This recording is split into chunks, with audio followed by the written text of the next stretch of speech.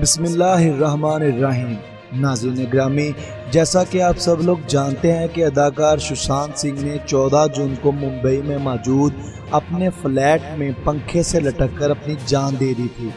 और इस वाक़े के बाद कुछ बॉलीवुड अदाकारों ने इसे खुदकुशी नहीं बल्कि कत्ल का मामला करार दे दिया था। लेकिन अब पोस्टमार्टम की रिपोर्ट सामने आ गई है और हम आप लोगों को बताएंगे क्या वाकई सुशांत सिंह का कत्ल हुआ था या फिर उन्होंने खुदकुशी की थी, और अगर उन्होंने खुदकुशी की थी तो उसकी वजह क्या थी। अस्सलाम वालेकुम नाज़रीन, एक और नई वीडियो में मैं आप लोगों का होस्ट वैस पर आप लोगों को जस्ट इन्फॉर्मेशन चैनल में खुशामदीद कहता हूँ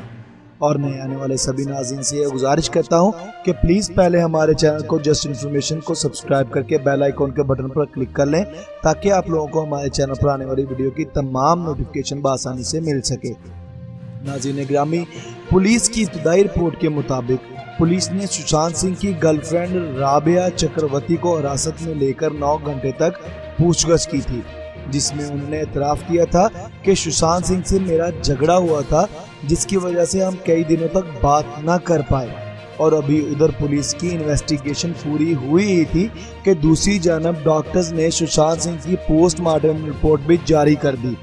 रिपोर्ट के मुताबिक अदाकार ने खुदकुशी ही की है और ऐसे शफाअत नहीं मिले जिससे ये साबित हो सके कि सुशांत सिंह का कत्ल हुआ। नाज़रीन ग्रामी, डॉक्टर्स के मुताबिक सुशांत सिंह के जिस्म पर कोई भी तशद्दुद का निशान नहीं, उनकी मौत की वजह गला घुटने की वजह से ही हुई है। और साथ साथ आप लोगों को ये भी बताता चलूँ कि इस पोस्टमार्टम रिपोर्ट में 5 डॉक्टर के साइन हुए हैं, यानी ये रिपोर्ट हतमी है। नाज़रीन ग्रामी, टाइम्स ऑफ इंडिया में शाया होने वाली एक रिपोर्ट के मुताबिक चक्रवर्ती ने इस बात की तस्दीक की है कि वो दोनों मुंबई में एक साथ जायदाद खरीदने के ख्वाह थे और 2020 में शादी के ख्वाहिशमंद थे, लेकिन न जाने इनको किसकी नजर लग गई। नाज़रीन ग्रामी, इसके साथ अपने होस्ट वैस पारा को इजाजत दें और जस्ट इन्फॉर्मेशन के साथ बने रहें क्योंकि जस्ट इन्फॉर्मेशन नाम है एतमाद का।